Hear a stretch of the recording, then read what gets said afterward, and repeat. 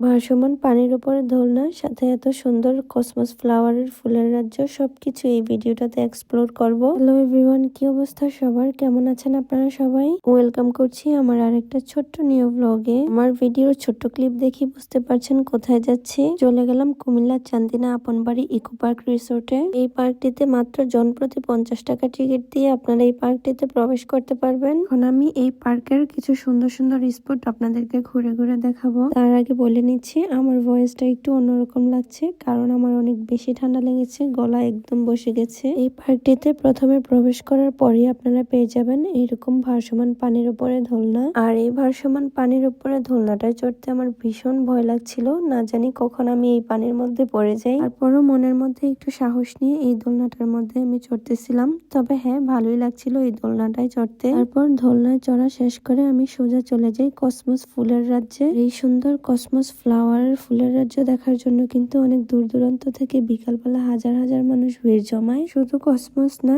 এখানে কিন্তু আরো নানান রকমের রঙিন রঙিন ফুলের রাজ্য আছে। তবে হ্যাঁ, এই আপনবাড়ি ইকো পার্কে কিন্তু এখন সবাই কসমস ফুলের বাগানই দেখতে যায়। আর এই সুন্দর কসমস ফ্লাওয়ারের বাগানটার জন্যই কিন্তু এখন এইখানে শত শত মানুষ ভিড় করে শুধু এই ফুলগুলো দেখার জন্য। আমি কিন্তু তার ব্যতিক্রম ছিলাম না, আমিও এই ফুলের রাজ্যে এই কসমস ফুলের বাগানই দেখতে গিয়েছিলাম। তবে হ্যাঁ, এই আপন বাড়িতে কিন্তু এই ব্রিজটা সব থেকে বেশি জনপ্রিয় ছিল। আর এই সুন্দর জনপ্রিয় ব্রিজটার পাশেই পেয়ে যাবেন একটা প্যানেল বোর্ড। আপনারা চাইলেও কিন্তু এই প্যানেল বোর্ড গুলোতে চড়তে পারেন। বিকালবেলা ঘোরার জন্য পারফেক্ট একটা জায়গা হচ্ছে এই আপনবাড়ি ইকো পার্ক রিসোর্টটি। এই আপনবাড়ি রিসোর্টটি কিন্তু এখন খুবই জনপ্রিয় হয়ে গেছে। আর এই পার্কটিতে পেয়ে যাবেন বাচ্চাদের সুন্দর সুন্দর রাইড, যেখানে বাচ্চারা মন মতো এনজয় করতে পারবে। শুধু একটা রাইড না, এখানে কিন্তু বিভিন্ন ধরনের নানান রকমের রাইড আছে। এই সন্ধ্যায় আপনারা নিয়ে আসতে পারেন আপনাদের বাচ্চাদেরকে এই পার্কটিতে, কারণ তারা একটু আপনাদেরকে বিরক্ত ফিল করাবে না। এরকম ছোট্ট একটা ঘরে পেয়ে যাবেন ফুচকা, চটপটি,